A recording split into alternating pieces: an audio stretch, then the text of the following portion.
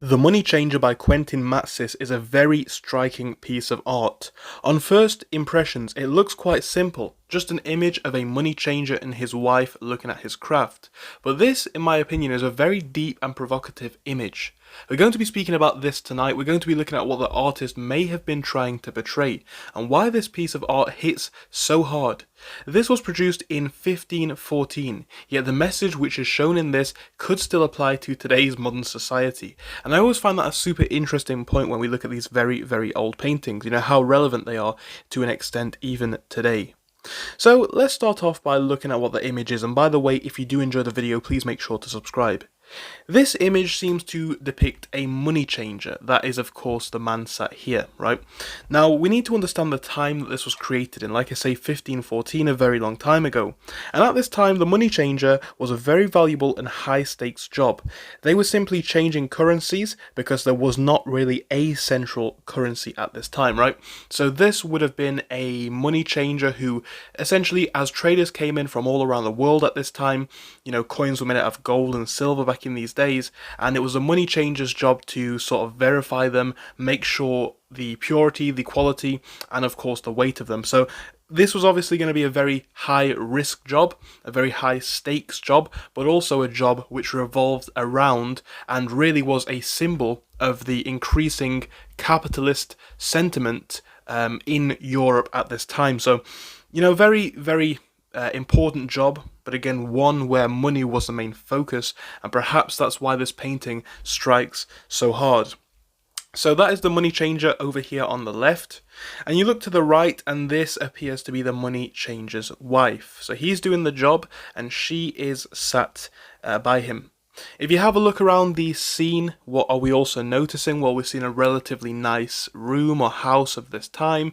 The money changer is wearing nice robes and nice clothes, as is his wife, symbolizing, as well as a few of these things in my opinion, again symbolizing that these two are going to be relatively wealthy and well off at this time. So we can see the wife looking down, and she is actually holding a book. Now, there are many ways that we can interpret this, and this is, again, so interesting about art, because we look at an image like this and there's so many different things that many different people can see.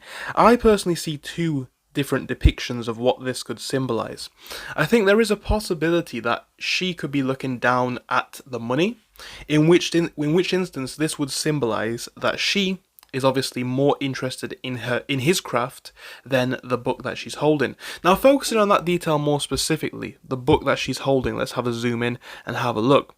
But what we're seeing here appears to be a religious text, the Book of Hours, and it's turned to a page and an image which does appear to be depicting the Virgin Mary. So there's one way that we could view this, which is she is sat with her husband, he is working on his craft, and she was previously looking into this religious text, this religious book, but now, perhaps due to greed, and we know how in a lot of paintings of this time, greed and other sins are depicted in very subtle ways. So there is an argument to the fact that, she should be looking at the text, but in reality he is completely gone in terms of focusing on money. He does not have a religious text. There is not much in the way of major religious symbolism in terms of what he is looking at. But in terms of his wife, she is holding a religious text, but her eyes have obviously moved away from this text. She's holding it, but she's not really engaging with it. At the same time, we can see a different view, a different perspective, depending on how you see this. Because another way that I've interpreted this, and I look at this painting a few times, and my opinions can change as times go on. Now, the money changer himself appears to be very, relatively okay, relatively comfortable with what he's doing. And you just see that focused gaze on his face. He is completely in on that task. And it makes sense. This is a very, as we say, a high stakes job. So it does make sense that he's highly focused. But he is 100% focused, relatively plain expression. Now, when I look at his wife, again, I can see that she might be focusing on the money. I think that is a high possibility. But you know what else I see in the woman's face in this image?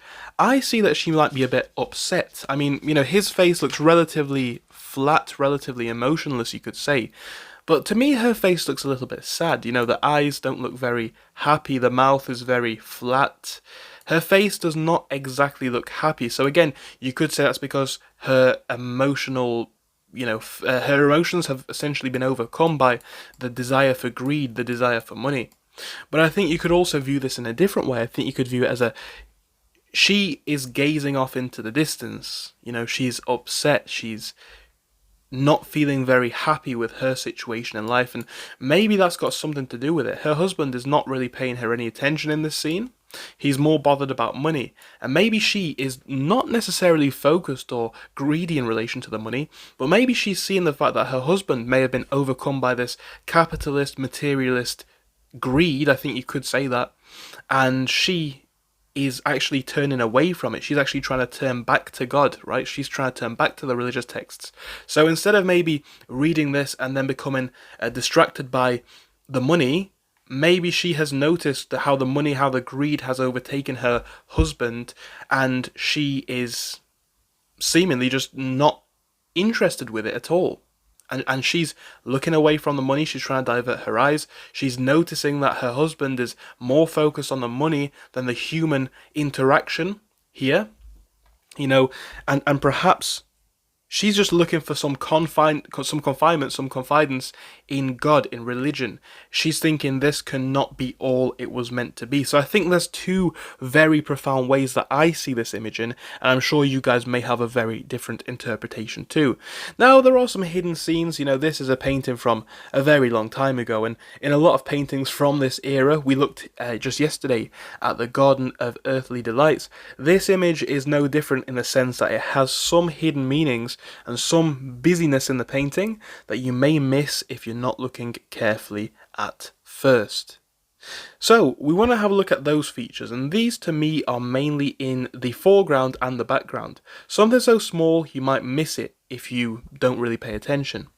This stems from what appears to be a mirror, and this would imply that the mirror is looking to the opposite side of the room. So this is obviously the mirror, and we're seeing a reflection. Now in this scene, it does appear to be a window, and the window appears to be looking over a church. A very, very hard to see detail perhaps in this painting. Again, you could very much miss it if you were not looking for it, or if you hadn't seen it before. But yeah, you see this church, and you see what appears to be somebody reading. Now who this is, I don't know. I've done some reading on this painting. Some people think it could be the artist. There's a few different opinions on this, and I'm not entirely sure. But it appears to be somebody turning to or looking towards a window, or having the light from the window reflected on them, whilst seemingly reading a text. Now I think this in and of itself can be viewed in two different ways as well. I think you could view this very much as the fact that this person is leaning towards religion, and obviously the church is going to be the symbol of that in this image. So maybe this person is, they've got the light on them, they're looking out towards the church, or the church is in the background, and they're focusing on the importance of religion. I think that is one interpretation, and I do see how that could be something. But what else could it be? Could it be some sort of a paperwork in relation to money? Could it be a book about money? And we also see that the person's face is neither really looking out of the window or looking into the room, i.e. they're not really looking towards the money changer, who of course is in relation to where this mirror would be. The money changer would be towards the right hand side, I believe, or perhaps actually to the left hand side. The money changer would be in a different angle, right, to where the window is. They would obviously be in opposite directions, just based on the reflection. And again, this person's not looking to the money changer, but they're also not seemingly looking directly to the window on the outside. Could this person in the image actually be a middle ground? A tale of what could be. A tale of how everybody can slip from one end of the spectrum to the other. Because like I say, I can see how this person could be looking to the guiding light of religion, and I think that is a thing. And the thing is, right, all of these paintings, in my opinion, are vastly open to interpretation. So I can see that, but I also can see how this might be this sort of image where the individual is on the brink. They're not necessarily looking towards God. They're not necessarily looking towards a money changer. And the book that they're reading, or whatever's in their hand, is not necessarily directly expressed. It could be a text about money and someone who's turning away from the light of God, or it could be a religious text and somebody who is trying to remain in the light of God. So I personally see this in two very different ways, and I think there are so many different ways that you can see this in. Now, focusing back on the broader scene, we have, of course, the money changer yet again. But look behind the money changer. As we say, they live, or they are at least in, a relatively well-to-do building. We have nice wooden shelving behind. But what do we see hanging on the wooden shelving? Well, a few things. We see what appears to be a silver platter and an apple. This is, in my opinion, the most, or we'll get to this, but one of the most striking things in terms of the background of this painting. I think there's a high likelihood that the apple could symbolize pure humanity, the Garden of Eden, right? The choice that man has to live a pure life, to live a religious life, to live an okay life. And again, this is a foreshadowing in terms of the rest of the painting, in the sense that we can see the money changer, but look behind. God is going to be judging, as is the person at the front, right? God and the church is behind, and the symbol of humanity's greed, because essentially that is a story of the Garden of Eden.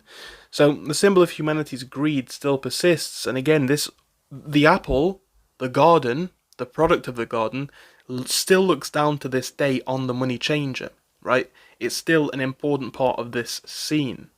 And this is behind what seems to be a platter.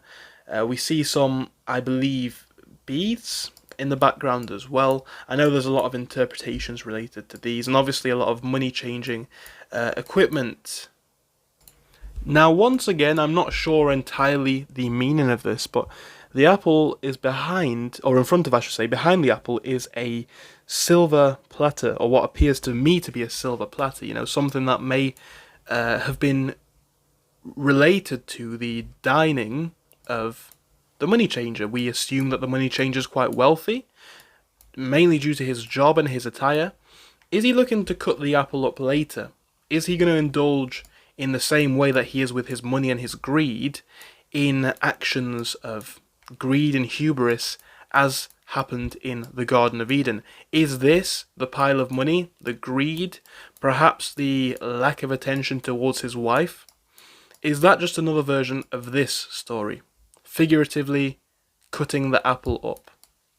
Now, a big thing, and an easy thing to miss on this part of the story, is these two individuals in the background. Zoom right out and you can barely see it. But like I say, a lot of images from this time are very busy and filled with a lot of secret messaging, and I think this one is yet another. So what do we see in the background? We see what appears to be two men. It looks to me to be two men at least, dressed, I think, in relatively normal clothing. And these are simply just getting a peek through the door. They can see through into the money changer's room, into his business or his house. And it's like this person's almost, telling this individual off, warning them of what might go on if you persist down this path, of why going into the money changer's office, the focus for capital, money, wealth, might not necessarily be a very good path. And again, it's like this older person, or what to me looks to be an older person, is warning this other person about going into this room and, arguably going down this path, because I think this is another one of these paintings where we have a four-stepped journey of life. I think this is a journey of life, and I think this can be interpreted in many different ways. And again, this is so interesting to me. So does it start off like this? Does it start off as a normal person on the street, or a trader, or somebody just, interested in the material greeds of humanity? And this person's outside, he's got the opportunity to, stay on a religious path, or go down the money route. And does he eventually turn into the money trader? The person so focused on money, capital, wealth, right? And the situation that we see here. And then does that ultimately tie back to this? The person in the background, the church in the background.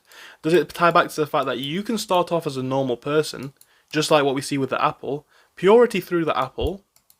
An average person on the street in this time period has the opportunity to turn into the money trader and get all of this money, but no matter what, we've always got God, religion in the background. And perhaps in the future, this is the money changer. Maybe this is the money changer a few years into the future, right? You never know. This is just one of the things that I see when I look at the painting. And I'm sure a lot of you guys may disagree with me, that's fine. It's just an interpretation that I have when I look at this. So could this actually be the money changer in a different life, in a different set of circumstances, or maybe even later into the future? It's very, very hard to say. And you look back to the top of this board, and I think it actually comes full circle again, because I think this is a big symbol, arguably one of the biggest symbols of the entire painting. We see a candle. Not particularly out of place in this day and age. This is a very long time ago, obviously significantly before electricity and stuff like that. So a candle, yeah, that's reasonable. But what do you notice about the candle? Well, it's obviously not on. It's not on fire. It's been blown out. It's not lit. Is this a symbolism for life? The fact, no matter what happens, it ends. Because look at the money trader. Look at the people in this scene. As a matter of fact, look at this piece of art not as a play, a tale, an image. Look at this piece of art as a fact, a piece of matter. The image, the piece of art, still exists and is still being spoken about in 2026, where we are now. But the money trader's gone. Everybody in the scene is gone. And all the time, the book, the churches, the candle, these things are essentially eternal. When all is said and done, the money trader, his wife, people on the street will be gone. And what could potentially outlive them by a long, long way, again depending on wars and usage and the like, the castles, the church, the presence of God, and the candle, I think, and also the apple, and obviously the religious text, the meaning of these will all be around.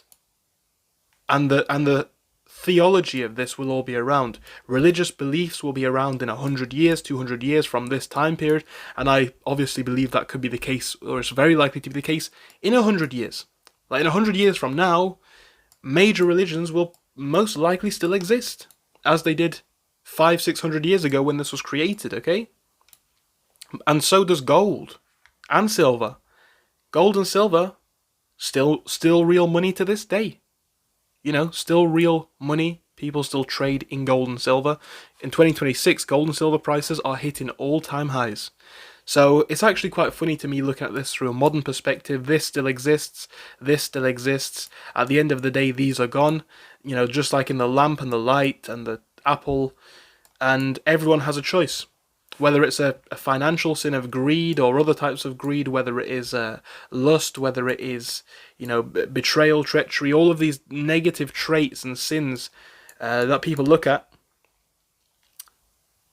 it doesn't matter, because the money trader, his wife, ultimately will be gone. And the person in this mirror, or the mirror scene itself, is what matters, through the eyes of religious people, through the eyes of the society at the time, obviously, right? But that's what matters more. And this infinitesimal, tiny amount of, metal, it might outlive everything in the scene. But is it more immortal? It's like these two forces, in my opinion, are kind of like opposites. I'm not saying like money's evil, money's the devil, but you got to look at when this was created. This is a long time ago. And this was when capitalism was really just getting started on a grand scale, but we can talk about that in a different video, potentially. But yeah, these two forces, is she the good, is he the evil? Are they both in on it together? Is she trying to turn to the supposedly moral right thing, and he's obviously going down the path of evil? I don't know, that is a very, very interesting topic to contemplate. These are just a few of the things that I saw when I looked at this painting. I think this is another one of these images where interpretation matters a lot. And as I said at the start of the video, you can just look at this and think, it's a money printer, a money trader. It's a money trader. Simple as. But I think this is a very deep image. Now, what it was truly meant to symbolize, I can't say. And realistically, outside of the images of society of that time and the ideas of society at that time, which are mainly based on loosely written historical accounts, and also based on the opinions of the painter, nobody can entirely say what this image 100% depicts. And for some people, that is the disappointing thing, but actually that's what I like about art. I like about the fact that you watching this video can see something, I can see something completely different, and we might both be right. Let me know your thoughts in the comments though, guys. Thank you so much for your time, and goodbye for now.